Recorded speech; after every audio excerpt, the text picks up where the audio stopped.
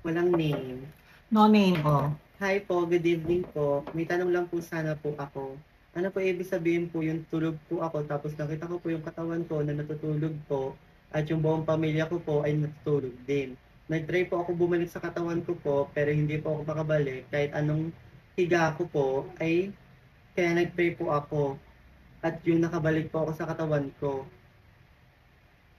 Poot, nagising po ako at umiiyak kasi ako, natakot ako, baka hindi na talaga ako makabalik sa katawan ko po. Dalawang beses po yung nangyari po sa akin po. Consider po ba yun na astral travel po? Hindi siya astral travel, pero papunta na. Kasi yung na-experience niya, nakita niyo yung katawan niya, yun ay paghihiwalay ng astral body sa physical body.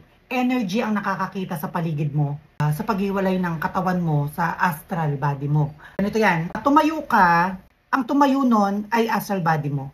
Energy mo yung umalis sa katawan mo. Nakikita niya ng astral body mo yung in reality na nangyayari talaga sa realidad. Sa astral travel, reality ang makikita mo kung ano talaga yung mundo. Wala ka sa mundo ng panaginip. Ang pakiramdam ng nag-astral travel or naghihiwalay pa lang yung astral body mo sa physical body mo ay parang groggy ka. Example dyan yung, kunyari, ngenge ka or nagiinom ka ng gabi and then nagising ka ng madaling araw na may pagkabangag ka pa. Ganyan yung pakiramdam. Groggy feelings na nasa 40%, andun pa yung katinuan mo. Kaya mong magsalita, yung mga sasabihin mo na iniisip mo, pwede mong sabihin, active ang utak mo para mag-isip kung saan ka pupunta. Ganyan ang pakiramdam ng pag-astral travel or paghiwalay ng astral body sa physical body. So, merong kakayahan makapag-isip, merong kakayahan kung ano yung gagawin.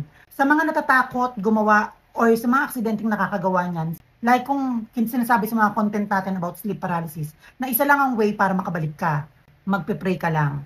Banggitin mo lang yung pangalan ni Jesus, makakabalik ka kagad sa katawan mo, at tingnan mo to ha, kapag nakabalik ka kagad sa katawan mo, pagkabanggit mo pa lang ng pangalan ni Jesus, ayun yung hindi magtutuloy-tuloy ang tulog mo.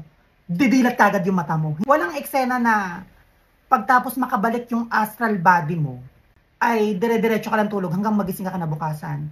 Once na nakabalik yung astral body mo sa katawan mo, matik, dilat yung physical body mo. So, dyan yung masyasyak ka, yung maluloka ka, maiiyak ka, na, hala, ano nangyari? Nakala natin panaginip. Okay? Hindi yun panaginip.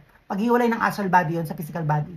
Yung iba ganito nakahiga. Hindi pa naghihiwalay yung astral body sa physical body, pero nakadilat na sa labas. Pero ikaw, nakapikit ka nun. Nakita mo yung reality, yung galaw ng electric fan, yung galaw ng pinto, yung dumaan. Reality nakikita mo, pero nakapikit ka nun.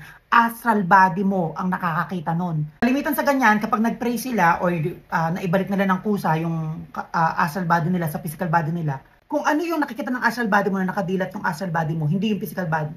Pagkabalik sa katawan mo nun, matik, madidilat yung physical body mo, magugulat ka na kung ano yung bago matapos yung nakikita mo na hindi ka makagalaw, yung pa rin yung nakikita mo nung dumilat ka na sa reality. Tandaan nyo yan lagi, ganyan yan. Kaya naghiwalay ang astral body mo, physical body, at katangian ng isang psychic. Yung makapag-astral travel or remote viewing, ay consciousness ang utak mo. Ibig sabihin, nung time na natutulog ka nun, na-reach mo yung kapanatagan ng utak. So, mali ang sinasabi ng mga tao na kaya ka daw nagkaka-sleep paralysis kasi ikaw daw ay pagod, ikaw daw ay nagpapalipas ng gutom, o ikaw daw ay sobrang kabusugan. Yan yung lagi natin sinasabi na mali. Kaya ka nagkaka-sleep paralysis na way to astral travel or astral projection ay panatag ang utak mo, consciousness ang utak mo.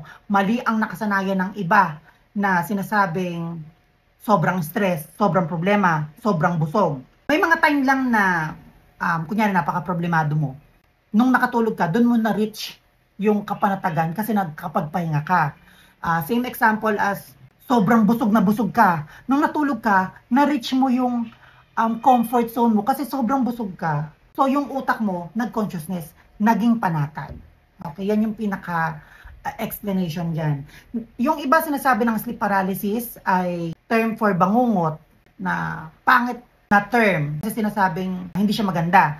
So, for me, sleep paralysis ay maganda, goods, kasi nga, panatag yung utak mo, kaya mo na-reach yung sleep paralysis papuntang astral travel. Pero ang tanong, nakakamatay ba ang sleep paralysis? Oo. Lalo na kapag lumalaban ka, tagalan mo na nag-sleep paralysis, paulit-ulit sleep paralysis, nakakita ka ng kung ano-ano sa sleep paralysis mo kasi una niyan, hindi wala ka pa makikita eh. Hanggang sa magulat ka, may lumalabas na dyan ng madre, may lumalabas ng ulong pugot dyan, or si kamatayan, lalabas na dyan, na nakikita mo sa reality ha. Kumbaga, nandyan kunyari yung mga magulang mo, dumungaw yung astral body mo. Diyan mo mismo makikita yung mga elementong nakakamatay sa takot. So kapag pinipilit mong gumising, pinipilit mong sumigaw, ang cause ng pagkakamatay mo sa sinasabi nilang bangungot ay pagbigay ng puso mo or heart attack. So ganyan yan.